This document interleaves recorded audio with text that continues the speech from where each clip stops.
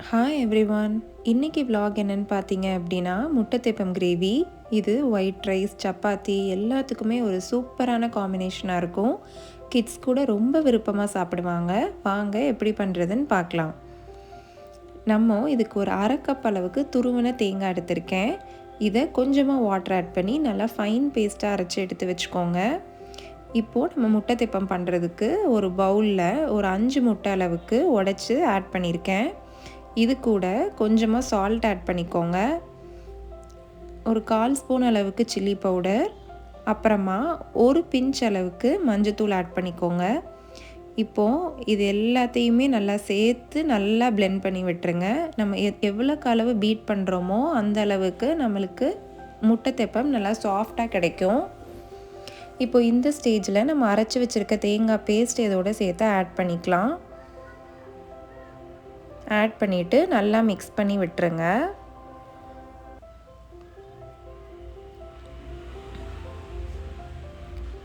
இப்போது இந்த முட்டை மிக்ஸ்சரை நம்ம ஒரு பவுலில் வாழை இலை போட்டு அதில் ஆட் பண்ணிக்கோங்க.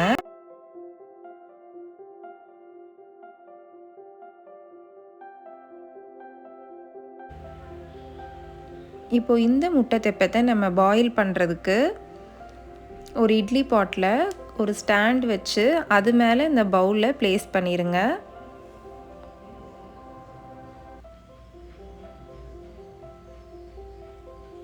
இதை ஒரு லிட் போட்டு க்ளோஸ் பண்ணிவிட்டு நம்ம இட்லி பாட்டை மூடி வச்சிடலாம். இது ஒரு 20 to 25 மினிட்ஸ் மீடியம் ஃப்ளேமில் வேக வைங்க.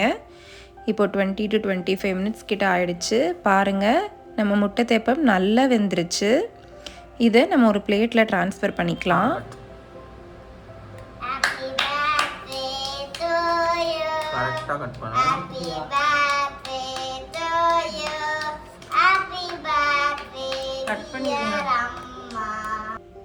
இப்போது இந்த அளவுக்கு குட்டி குட்டி க்யூப்ஸாக கட் பண்ணி எடுத்து வச்சுக்கோங்க.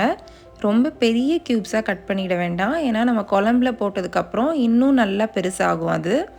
அதனால் மீடியம் ஸ்லைஸஸாக நீங்கள் கட் பண்ணி எடுத்து வச்சுக்கோங்க. இப்போ பாருங்கள், நம்ம முட்டை தெப்பம் எவ்வளோ சாஃப்ட் அண்ட் ஃப்ளஃபியாக வந்திருக்கு. இப்போ நம்ம குழம்புக்கான கிரேவி ப்ரிப்பேர் பண்ணுறதுக்கு ஒரு பேனில் ஒரு 2 ஸ்பூன் ஆயில் ஆட் பண்ணிக்கோங்க. ஆயில் நல்லா ஹீட் ஆனதுக்கப்புறமா கொஞ்சம் சோம்பு ஆட் பண்ணிக்கோங்க. நான் இதுக்கு ஒரு 25 சின்ன வெங்காயம் கிட்ட நறுக்கி ஆட் பண்ணியிருக்கேன். அது கூட கொஞ்சம் கருவேப்பிலையும் சேர்த்து ஆட் பண்ணி நல்லா வதக்கி விடுங்க. இப்போ இது நல்லா கோல்டன் ப்ரௌனிஷாக வதங்கிருச்சு. இந்த ஸ்டேஜில் நான் ஒரு 2 ஸ்பூன் அளவுக்கு தேங்காய் ஆட் பண்ணியிருக்கேன். அதையும் ஒரு 2 மினிட்ஸ் நல்லா வதக்கி விட்டுருங்க. வதக்கி விட்டுட்டு இது ஆறுனதுக்கப்புறமா ஒரு ஃபைன் பேஸ்ட்டாக அரைச்சி எடுத்து வச்சுக்கோங்க. இப்போ நம்ம கிரேவிக்காக கொஞ்சோண்டு சோம்பு ஆட் பண்ணி அதை நல்லா இடித்து வச்சுருங்க. அது கூடவே ஒரு 2 துண்டு இஞ்சி, ஒரு பல் பூண்டும் ஆட் பண்ணி அதையும் நல்லா இடித்து வச்சுருங்க. ஒரு குட்டி நெல்லிக்காய் சைஸ் புளியும் சைடில் ஊற போட்டுருங்க. இப்போ நம்ம கிரேவி ரெடி பண்ண ஸ்டார்ட் பண்ணிடலாம். அதுக்கு ஒரு பேனில் ஒரு 2லேருந்து 3 ஸ்பூன் அளவுக்கு ஆயில் ஆட் பண்ணிக்கோங்க. இப்போ ஆயில் நல்லா ஹீட் ஆயிரட்டும். ஹீட் ஆனதுக்கப்புறமா கொஞ்சோண்டு கடுகு உளுந்தம் பருப்பு ஆட் பண்ணிக்கோங்க. அது நல்லா பொரிஞ்சு வந்ததுக்கப்புறமா ஒரு 2 மீடியம் சைஸ் பெரிய வெங்காயம், கொஞ்சோண்டு கருவேப்பிலை அதையும் ஆட் பண்ணிடுங்க. ஆட் பண்ணிவிட்டு இதை நல்லா வதக்கி விட்டுருங்க. இது கொஞ்சம் கோல்டன் ப்ரௌனிஷாக நல்லா வதங்கி வரட்டும். இப்போ நல்லா கோல்டன் ப்ரௌனிஷ் ஆகிடுச்சு. இந்த ஸ்டேஜில் நம்ம இடித்து வச்ச இஞ்சி பூண்டு சோம்பு பேஸ்ட்டை ஆட் பண்ணிக்கலாம். இப்போ இதையும் நல்லா ஒரு 1 மினிட்க்கு நல்லா வதக்கி விட்டுருங்க. இந்த ஸ்டேஜில் நான் வெட்டி வச்சுருக்க ஒரு 2 மீடியம் சைஸ் டொமேட்டோ ஆட் பண்ணிக்கோங்க. அதுவும் நல்லா மசிஞ்சு வர வரைக்கும் நல்லா கிளறி விடுங்க. இப்போ டொமேட்டோ நல்லா மசிஞ்சு வந்துருச்சு. இந்த ஸ்டேஜில் நம்ம தேவையான மசாலாஸ்லாம் ஆட் பண்ணிக்கலாம். நான் இன்றைக்கி 1 ஸ்பூன் மசால் பொடி, 1/2 ஸ்பூன் சில்லி பவுடர், 1/2 ஸ்பூன் அளவுக்கு கரம் மசாலா ஆட் பண்ணியிருக்கேன். தேவையான அளவுக்கு சால்ட் ஆட் பண்ணிக்கோங்க. இப்போ இது எல்லாமே சேர்ந்து நல்லா கிளறி விடுங்க. மீடியம் டு லோ ஃப்ளேமில் வச்சு நல்லா கிளறி விடுங்க, இல்லைன்னா மசாலாலாம் கரிஞ்சு போயிடும். இப்போது நம்ம கரைச்சி வச்சுருக்க புளி தண்ணி ஆட் பண்ணிக்கலாம்.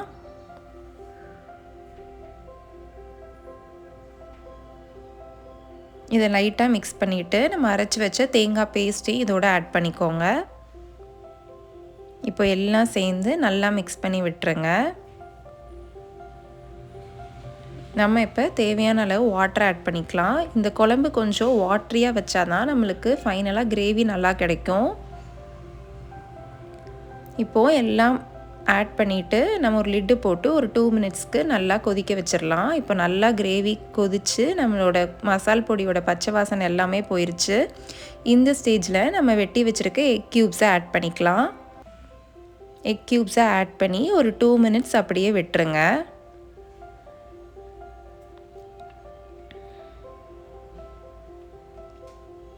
இப்போ பாருங்கள், 2 மினிட்ஸ் கழித்து நம்ம போட்ட எக் க்யூப்ஸ் எல்லாம் நல்லா குழம்பு அப்சார்ப் பண்ணி உப்பி வந்துருச்சு.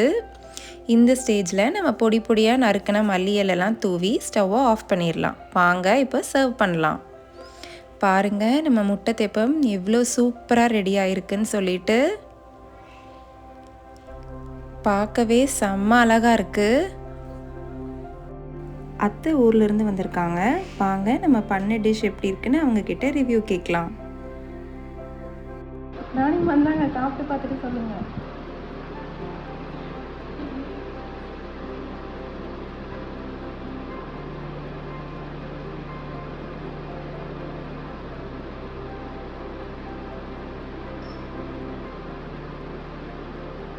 கரெக்டாக இருக்குமா, நல்ல புளிப்பு காரம் எல்லாமே கரெக்டாக இருக்குது. நல்ல சாஃப்டாக இருக்குது.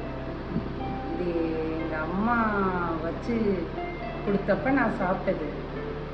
அப்படியே எங்கள் அம்மா பண்ண மாதிரியே பண்ணியிருக்கிறேன். ரொம்ப நல்லா இருக்கு. Super, very tasty.